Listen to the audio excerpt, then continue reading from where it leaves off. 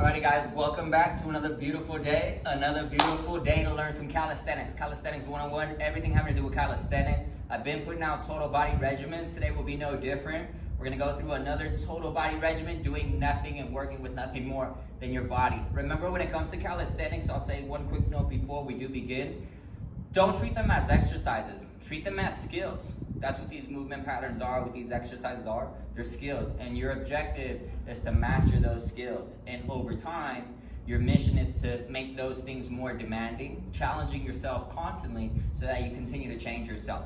So we're gonna progress everything we've been doing, just like we started with video 1. For the shoulders, we're starting with shoulders. I started with pipe, push-ups, static holds, all that. Today we're gonna take it to the next level, elevation. Anytime I add elevation to my exercises or movements, I increase the range, making the difficulty greater. So we're gonna be doing elevated pipe push-ups today. Lifting the feet up, just like so. Same thing, stacking the joints. Okay, take a deep breath in, begin to lower the body like I wanna kiss the floor. Press away. Breathe in, breathe out. Inhale, keeping the elbows tucked. Notice I'm forming a triangle as I bring the head down, triangle. That's kind of the position I want to be anytime I'm inverted or going up to a handstand. So 10 to 12 reps, 2 sets, hypertrophy. Next, let's move on to chest. For chest today, we're going to be focusing on unilateral strength, simply because during any bilateral movement, your dominant side will always perform better or do the vast majority of the work. So in order for us to avoid compensating, we're gonna go unilateral today, single arm push-ups. Now, I know it sounds difficult, I know it sounds challenging, but remember the nice thing about these movements, these exercises, doesn't matter what level you're at, you can always adjust it to your level to challenge yourself and eventually work up to the grand scheme of things. So single arm, I'm gonna start modified with the knees bent. Single arm, just like this. Now, I'm gonna keep one arm behind my back, just like this. The wider my base, the easier it is for me to conduct the movement. Shoulder blade back and down. I'm gonna take a deep breath in, lower, press. Inhale, exhale. There we go. Think about pushing the floor away. Getting your full range. Same thing, whatever you do to one side, you must do to the other. Always matching, left side. Same thing, modified base, hand behind the back, deep breath in, tap, press. Inhale, exhale.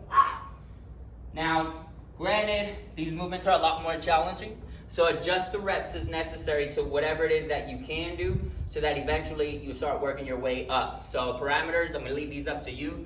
These, if all you can do is 2 each side, then guess what? Start at 2 each side and then work your way up over time. Everybody else, keep it within hypertrophy, 6 to 12 each. Resting about a minute in between each exercise so it doesn't become cardio. Okay, with the chest, with the shoulders. For back, I know I haven't demonstrated a lot of pulley movements because I don't have a bar here, but today I would be doing pull-ups, chin-ups, maybe even muscle-ups. So we're gonna skip that today. I wanna demonstrate that today, but maybe next video, we'll go and set up on the bars and I'll show you guys a whole new bar routine. We'll do that for the next video.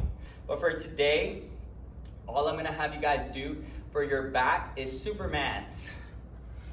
The further my feet are away and the further my hands are away, the more demanding these movements are. This will be static. I'm gonna hold for maybe 3 to 5 seconds, squeezing my butt and core before I lift off. Deep breath in, up, squeeze, 3, 2, 1, back down. Inhale, again, squeeze everything, butt core, up, 3, 2, 1, back down.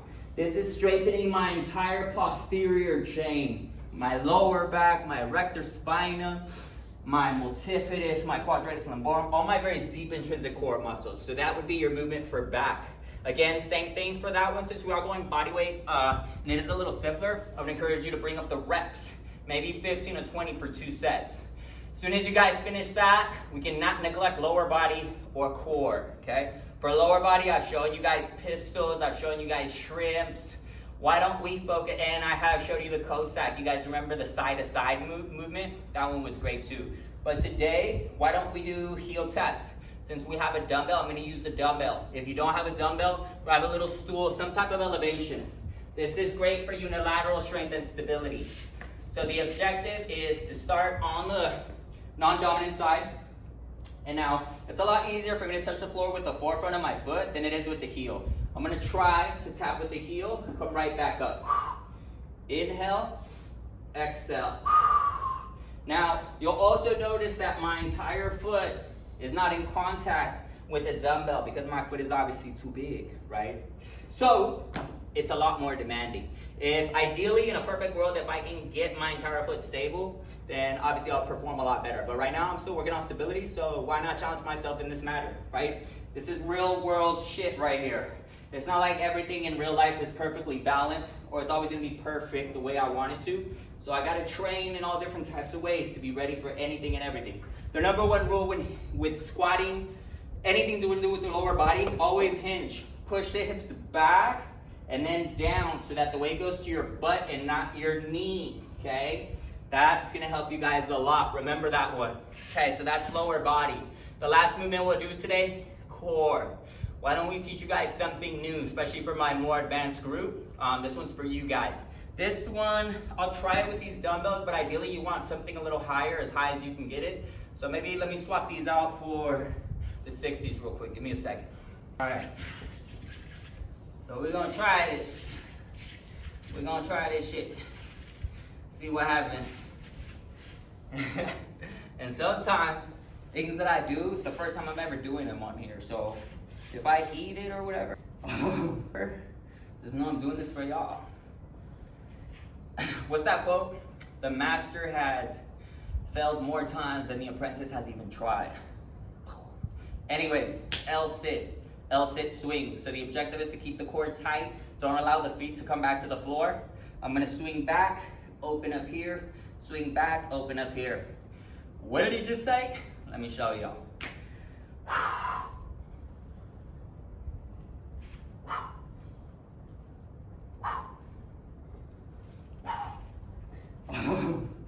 Shit, see what I mean? Oh shit. Same thing.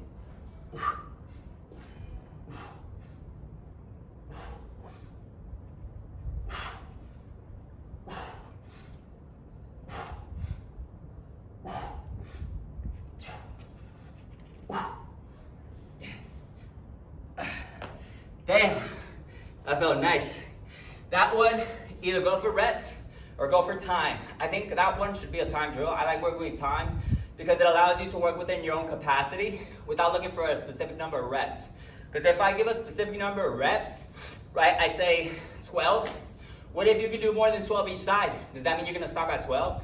Hell no, you better not be stopping at 12.